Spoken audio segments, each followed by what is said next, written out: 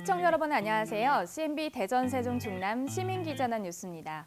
시청자 중심의 지역 밀착형 방송을 선보이고 있는 CNB가 시민들의 목소리를 더욱더 생생하게 전달하기 위해 시민기자단을 구성하고 다양한 소식을 전해드리고 있는데요.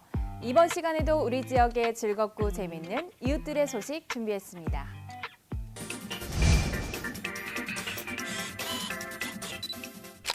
세상에서 가장 긴 무덤으로 알려진 대전 골룡골에서 억울하게 희생된 산내 민간인 희생자 유해 봉안식이 열렸습니다. 이곳을 연우찬 시민기자가 다녀왔습니다. 산내 골룡골 민간인 희생자 유해 봉안식은 대전광역시 동구청이 주최하고 산내 사건 희생자 유족회, 산내 골룡골 대책회의와 한국선사문화연구원이 주관하는 유해 봉안식으로 2022년 발굴된 유해로 올 10월에 확인된 제2학살지에서 발굴된 유해와 전체 학살지에서 추가 발굴된 유해를 수습하여 봉안하는 행사입니다. 여기에 학살지 중에 가장 핵심이던 이 학살지를 못 찾았는데 한 달 전에 찾았어요, 올해. 지금 현재 발굴된 거는 한 180m인데 근데 이 학살지에서 여자 비녀가 2개 나오고 여자 시계 그런 게 많이 유품이 나왔어요. 고무신하고. 그런데 치아도 많이 나왔는데 미성년자 치아도 많이 나왔어요. 그래서 이 골룡골에서 여자분과 미성년자가 학살되었다는 부정은 못할 거라고 저는 믿어요. 오늘 봉안식은 내빈 소개와 제례, 추모사와 추모 공연 등으로 이루어졌으며 유해는 세종 추모의 집으로 이동하여 산내 평화공원 건립 전까지 임시 봉안 안치시키는 것으로 진행되었습니다. 그리고 학살지 중 핵심 지역인 제2학살지를 지난 10월에 찾아 180m를 발굴 중에 있는데 여자와 미성년자의 유골과 비녀, 안경, 단추, 고무신 등 다수의 유품도 발굴되었습니다. 유해를 발굴한다는 것은 희생자의 넋을 위로하는 것이기도 하지만 다르게 사건의 진상을 밝히는 열쇠이기도 합니다. 우리가 유해를 통해서 희생자의 규모나 또 누가 희생됐는지 또 가해자가 누구인지 이런 것들에 대한 진실을 유해들이 담고 있기 때문에 희생자의 넋을 위로하고 또 진실을 규명하는 데 매우 의미 있는 일이라고 생각합니다. 산내 골룡골은 골짜기 전체가 학살지로 총 8곳에 걸쳐 유해가 발굴되었으며 학살자는 7,000에서 8,000분으로 추정되며 현재까지 발굴된 유해는 1,500분이 조금 넘는다 하였습니다. 아까 말씀드린 대로 거기에서 한 110여 구가 나왔죠. 그래서 더 이상 제1지점, 저희가 그 제1지점이라고 부르는 지점에서는 더 이상 그 유해가 나오지 않을 걸로 이제 그렇게 판단을 하고 있습니다. 이제 길 건너 제2지점을 이제 더 마무리를 해야 되고, 그 다음에 마지막으로는 이제 그 내년쯤에서 그 아스팔트 그 도로를 이제 회도할 때 그 밑에 혹시 유해가 있는가 그러한 확인 작업만 끝나면 전체적으로 그 골룡골에서의 발굴 작업은 아마 끝마감할 걸로 그렇게 생각됩니다. 학살지 주변은 억울한 죽음의 진실을 밝히고 희생자분들의 영원한 안식을 기원하는 현수막이 걸려 있어 희생되신 분들의 넋을 위로하고 희생자와 유족의 아픔을 보듬고 다시는 이념 대립과 전쟁으로 억울하게 희생되는 분이 없어야겠습니다. 그리고 이것을 역사와 교육의 현장으로 잘 활용하여야겠습니다. CNB 시민기자 원유찬입니다.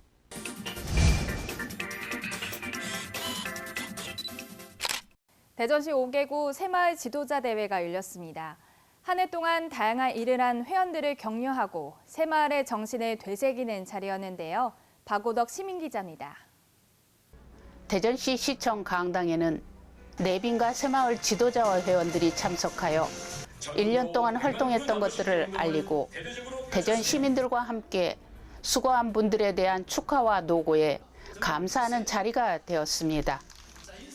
대전광역시 시범한 새마을 지도자들이 1년 동안 한 행사들을 전부 다 모아서 수고한 자리 한 자리에 모여서 오늘 시상도 하고 또 많은 그 대전광역시에서 행사한 새마을 내용들을 많은 사람들한테 알려주는 그런 행사를 하고 있습니다.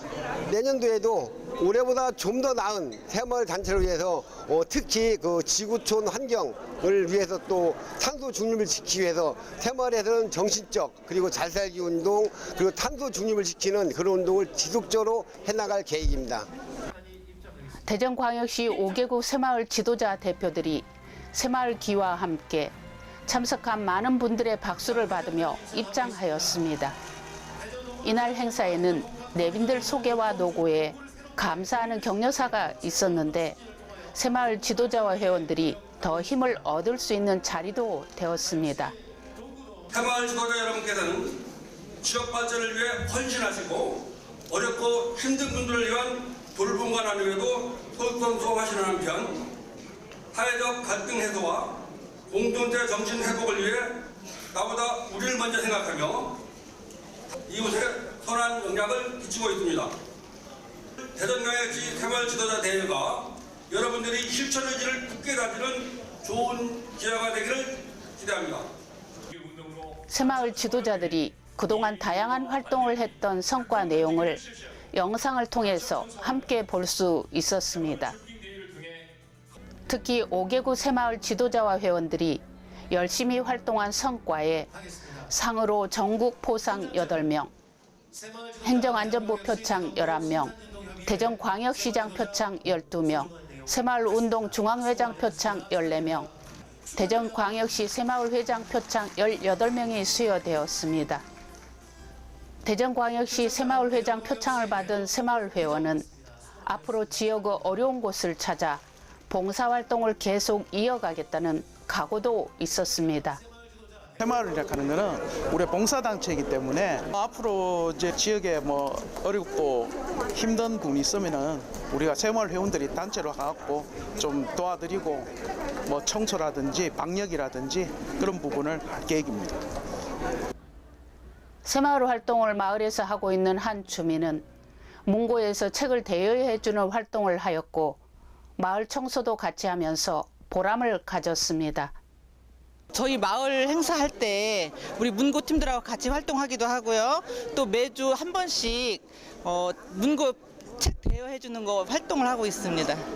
내년에도 똑같이 문고에서 활동하는 거는 여전히 할 거고요. 그리고 이제 행사가 있을 때마다 같이 참여해서 마을 청소를 한다든지 우리 문고에서 행사들이 많이 있거든요. 같이 참석할 거예요. 또한 행사장 홀에는 대전광역시 5개국 새마을 지도자와 회원들이 다양한 활동을 했던 사진들이 전시되어 볼 수 있었습니다.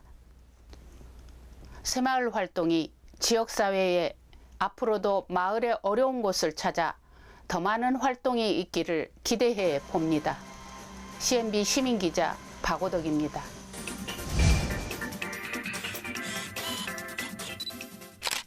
제77주년 유엔의 날을 맞아 보문산 유엔 전승탑에서 시민 기념식이 열렸습니다.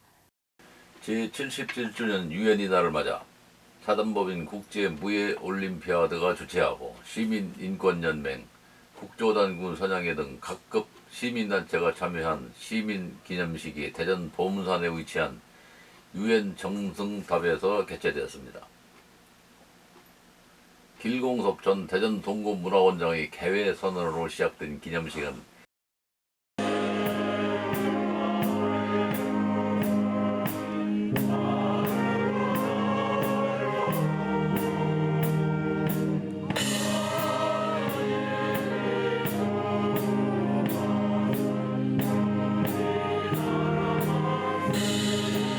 대전 생활문화예술단의 추악 속에 이건호 중도문인협회장의 유엔 헌장 낭독, 오노균 국제무예올림피아드 총재의 대회사, 김광신 중구청장의 격려사, 이종만 한중일 교류협회 자문위원장의 축사 등의 순으로 엄숙히 진행됐습니다. 마지막으로 리현우 국가개조실천연대 상임대표의 만세삼창 등의 순으로 거행되었습니다. 2부 행사에는 생활문화예술단의 세계평화기원 산사음악회와 우크라이나 전쟁 종식과 평화기원을 기원하는 난타 연주를 보문산 산신과 대전 시민에게 전파하였습니다.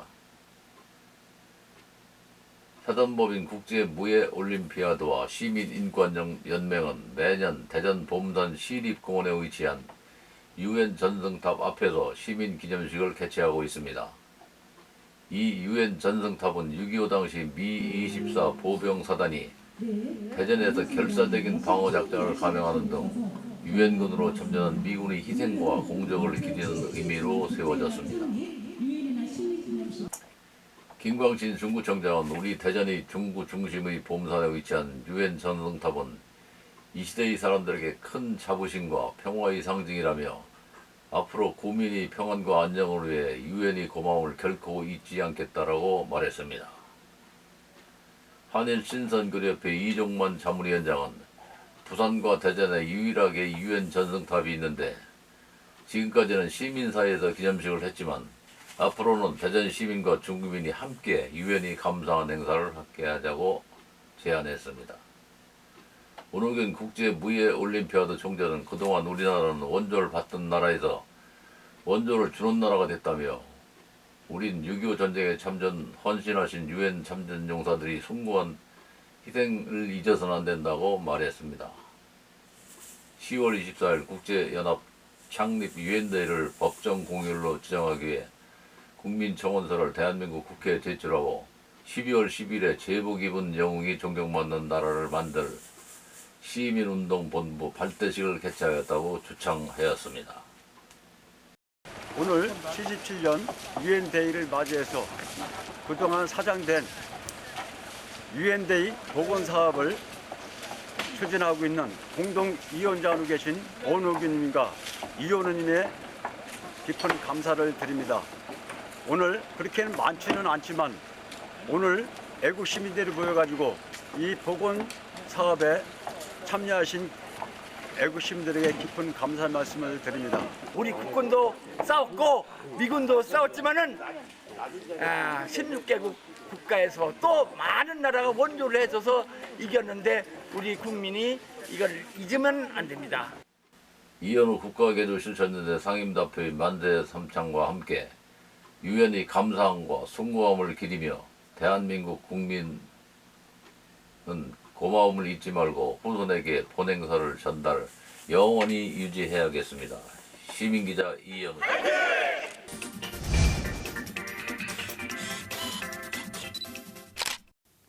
변화와 혁신, 힘찬 대전 서구 마을 공동체의 성과를 공유하기 위한 행사가 열렸습니다. 따로 또 같이 성과 공유의 현장을 윤영손 시민기자가 다녀왔습니다. 민관산악 네트워크 따로 또 같이 2차 포럼이 서구청 2층 대강당 구봉산홀에서 열렸습니다.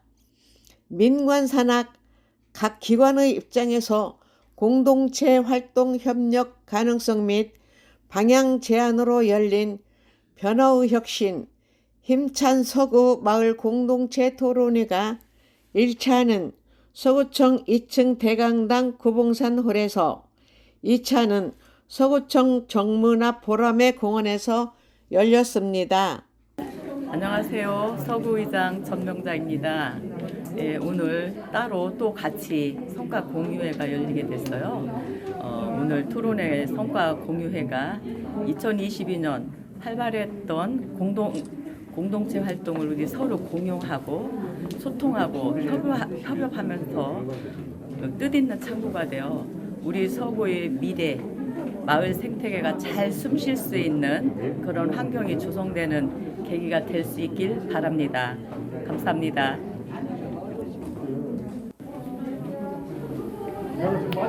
예, 저는 월평 2동 주민자치회장 김석봉이고요. 근데 이제 우리 동도 금년도에 사업을 많이 했는데 이쪽 그 예산으로 한 게 아니라 다른 쪽 예산으로 했기 때문에 여기에는 참여를 안 했어요.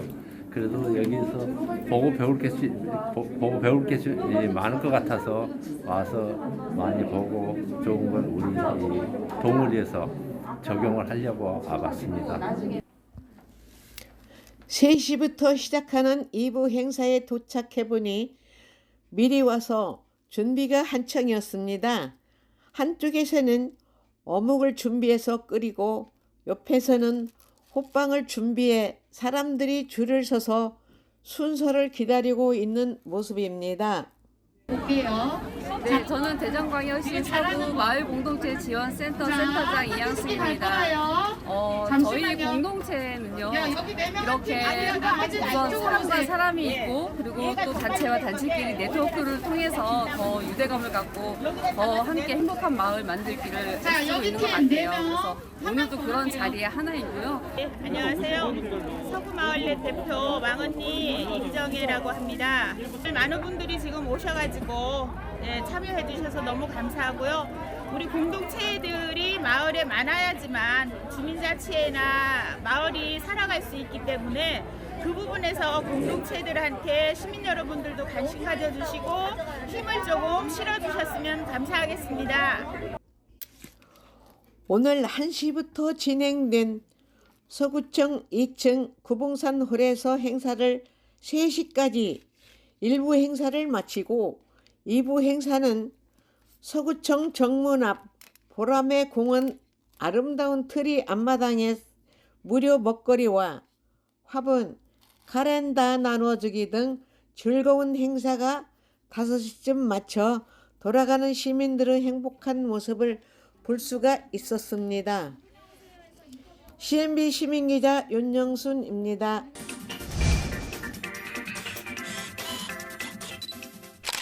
임진왜란 한때 금산 전투에서 많은 의병과 승병들이 왜군의 호남 진출을 막기 위해 치열한 전투를 벌였는데요. 영규대사와 함께 싸웠던 승병들의 위패를 제작해 봉안하는 행사가 열렸습니다. 조재석 시민기자입니다.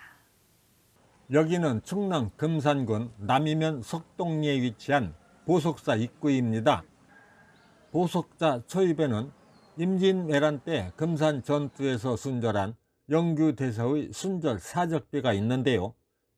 1839년 헌종 5년에 건립한 의병 승장비입니다. 이 비석은 일제강점기 시대에 1940년에 일본 경찰에 의해 비각이 파손이 되고 비석이 훼손이 되었으나 마을 주민들이 비석을 땅에다 묻고 광복 후에 비석을 세워서 복원을 하고 비각도 다시 재건을 하였습니다. 보석사는 영규대사가 수도할 때 머물던 사찰입니다. 영규대사가 순절하자 대사의 위패를 이곳에 모셨습니다. 700의총이 조성된 후에는 700의총의 종룡사로 이전하여 모시고 있습니다. 임진년 1592년 4월 13일 부산포로 쳐들어온 왜병은 5월 2일 18일 만에 한양을 점령했는데요.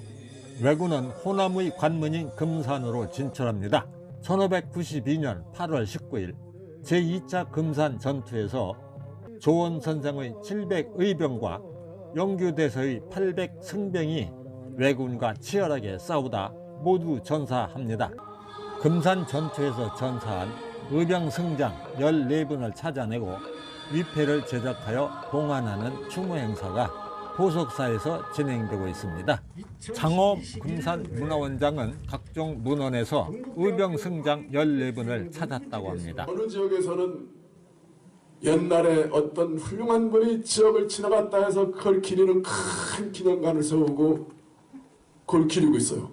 우리 금산에는 영규대사가 위대한 흔적을 남겼음에도 불행하게도 그 훌륭한 공덕을 조금 덜 기린 것 같아서 아쉬움이 많았습니다. 앞으로 영규대사와 12스님의 공적을 기리는 달해제로 이어져서 문화행사로 많은 분들한테 알려지는 그런 계기가 되기를 진심으로 기원합니다. 그간 우리는 대부분 임진왜란 때 금산에서 싸우셨다 순절하신 스님으로는 우리가 영규대사님밖에 모르고 있었는데 우리 문화원장님께서 소중한 기록을 찾아내서 14분의 행사를 이렇게 복원해서 모시게 된 데 대해서 정말 기쁘게 생각을 합니다. 금산에서의 임진왜란때 의승들의 그러한 그 의로운 이런 행적들이 좀 더 잘 밝혀져서 우리 금산의 역사를 더욱 빛낼 수 있는 일을 할 수 있게 되기를 기원하겠습니다. 오늘 위패를 봉안하는 14분은 금산성 1차 전투에서 고경명 의병장과 함께 참전한 운일 스님, 이치 대첩에서 권일 장군과 함께 참전한 처영 스님, 그리고 영규 대사와 같이 참전한 의승장, 신문, 판관, 운우, 도신, 홍선, 각해, 홍월, 인진, 지한, 운담, 지원, 최호 스님입니다.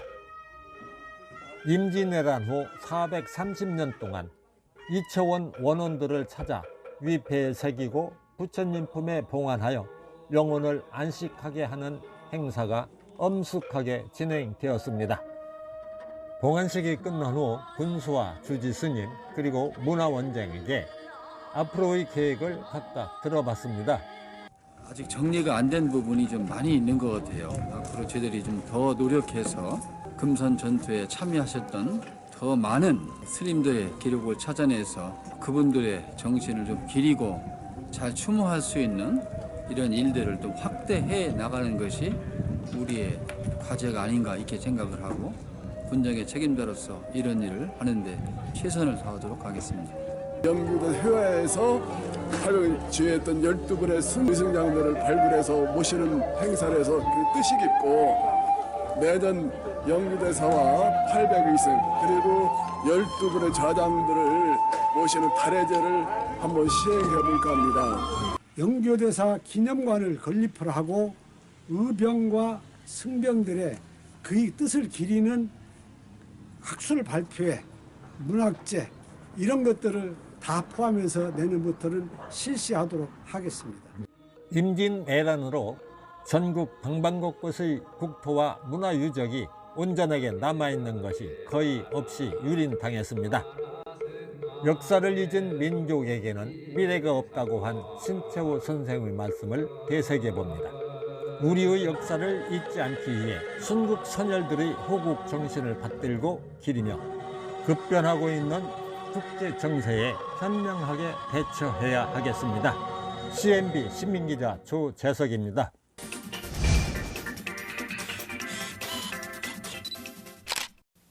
CNB 시민기자단은 여러분 주변의 이웃들입니다. CNB 시민기자단에 많은 관심과 격려 부탁드립니다. 한 주간 지역 소식을 종합해 전해드린 CNB 대전 세종 충남 시민기자단 뉴스. 이번 주 소식은 여기까지입니다. 다음 주에도 더욱 생생하고 다양한 소식으로 찾아뵙겠습니다. 시청해주신 여러분 고맙습니다. 남녀노소 누구나 시민기자로 활동할 수 있는 CNB 시민기자단이 지역 곳곳에 일어나는 일들을 직접 취재해 전달해드립니다. 궁금한 내용은 아래 번호로 연락 바랍니다.